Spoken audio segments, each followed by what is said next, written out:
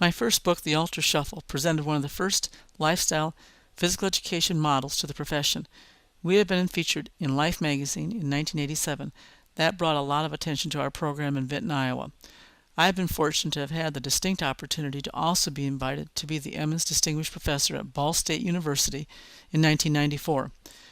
By January of that year, all physical education majors were required to own a Polar downloadable heart rate monitor.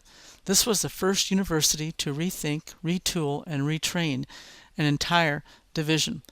Dr. Marilyn Buck was a key professor who led the futuristic thinking there and was asked by the National Association for Sport and Physical Education to write their 10th book on assessment on assessing heart rate in physical education.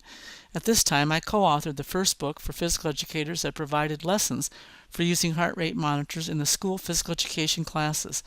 This was called Lessons from the Heart.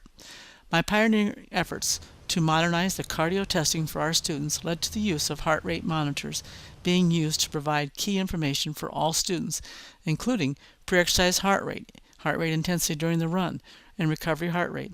In November of 1994, Doris Corbett, president of AFERD, invited me to do a keynote for the International Congress for Health, Physical Education, Recreation, Sport, and Dance that was held in Kuala Lumpur, Malaysia. My program was later featured on the cover of the International Journal in 1995. This showcased the Heart Adventures Challenge course that I designed, the use of polar heart rate monitors that I pioneered, and the lifestyle assessments that included the use of the electromyogram to measure stress, and the state-of-the-art fitness room. New ideas must be presented to the profession through articles, books, magazines, publication, and research so that a profession has the chance to discuss and debate new ideas. Today, the evolution of that model physical education program is now in place in Grundy Center, Iowa.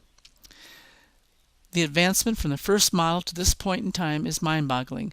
We now have a community-wide involvement that includes specific outreach strategies and the joint use of school fitness facilities with our community. We joined the YMCA to offer programs to our community and to house this inside of our school facilities. The partnerships that have driven this program into high speed are the result of a shared vision for seeking out best practice. The shared success of this program are the direct result of partnerships that we have created with Grundy Center Schools, Polar Electro Incorporated, the University of Northern Iowa, the YMCA, and with individuals such as Dr. Chris Edgington, Professor Peter and Jean Chen, the Polar Scholars, Senator Tom Harkin, the National Association for Sport and Physical Education, PE for Life, and many other outstanding contributors from throughout the nation. This model program has been the education model for Polar Electro Incorporated, and that has given us leadership in helping design and pilot new assessment technologies for PE. Polar Electro was given the prestigious Ross Merrick Award at the National Hall of Fame banquet for the National Association for Sport and Physical Education in 2006. This award is given in recognition of those individuals or organizations who have provided positive support and special commitment to the development of sport and physical activity for all people of all ages. A shared vision began with the promise that we are seeking out solutions for energizing and educating our community to live better.